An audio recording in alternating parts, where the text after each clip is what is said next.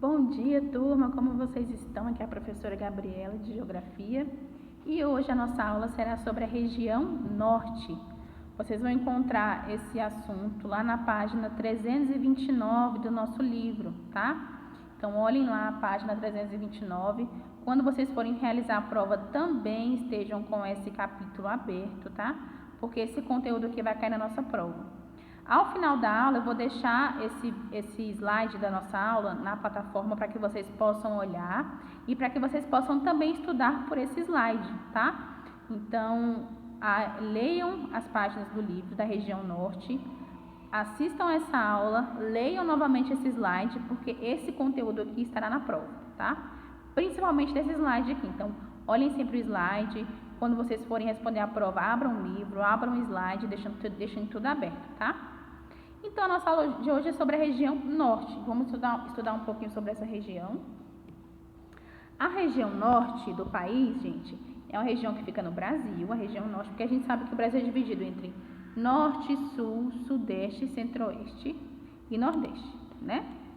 E a região Norte, a região Norte do país, ela é formada por 7 unidades da Federação Brasileira. Então, as formações da região Norte são contempladas por Acre, Amapá, Amazônias, Pará, Rondônia, Roraima e Tocantins, tá? Então, se eu perguntar para vocês na prova quais são as 7 unidades da federação que compõem a região Norte, vocês já sabem que são essas aqui, tá bom? Qual que é o relevo da região Norte? O relevo da região Norte é formado por planícies e planaltos, tá?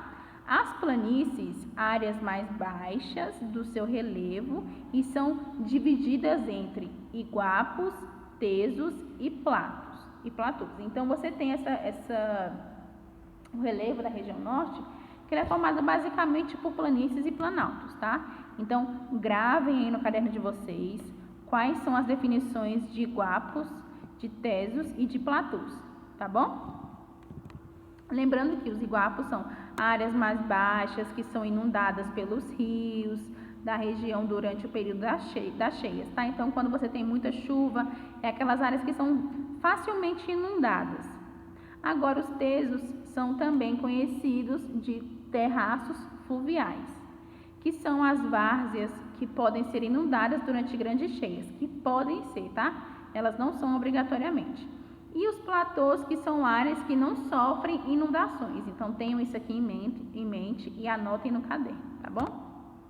Continuando aqui na parte do relevo, o que ele diz sobre os planaltos da região é que eles são formados principalmente pelos planaltos das Guianas, onde a sua origem está nos escudos cristalinos. E ele se estende até a divisa do Brasil com a Venezuela e as Guianas. Então, é um relevo que ele tem uma extensão para fora do país. Também é nessa região que se pode encontrar o ponto mais alto do país, o Pico da Neblina, que está na Serra do Imeri, no estado do Amazonas. Então, se eu perguntar para vocês na prova, qual é o ponto mais alto do país inteiro? Aonde esse ponto mais alto está localizado? No norte, e o ponto mais alto é chamado de Pico da Neblina, tá? Sobre a bacia amazônica.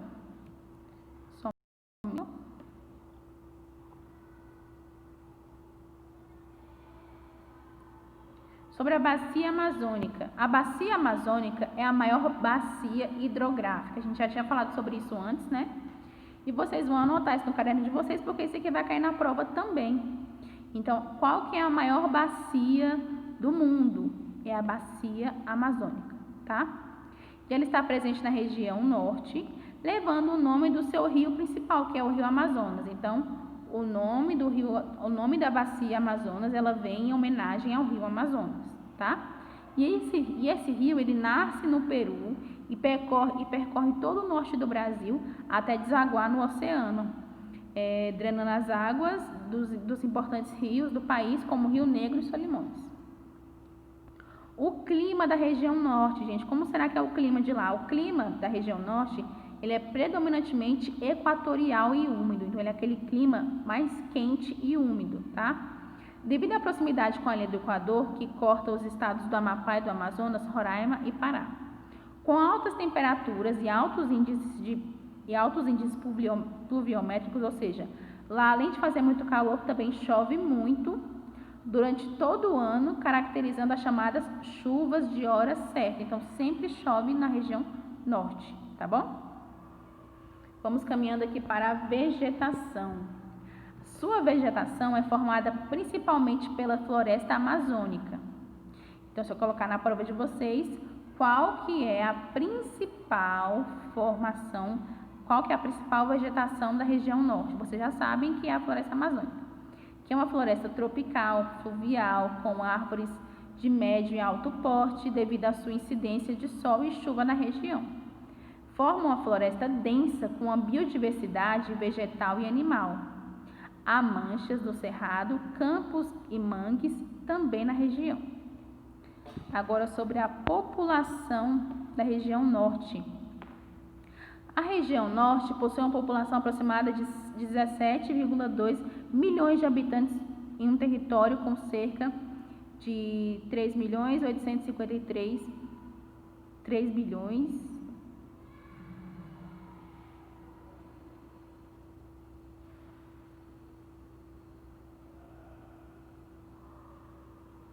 676.009 quilômetros, formados em uma densidade demográfica de 4,5 habitantes por quilômetro quadrado. Então, é muita gente.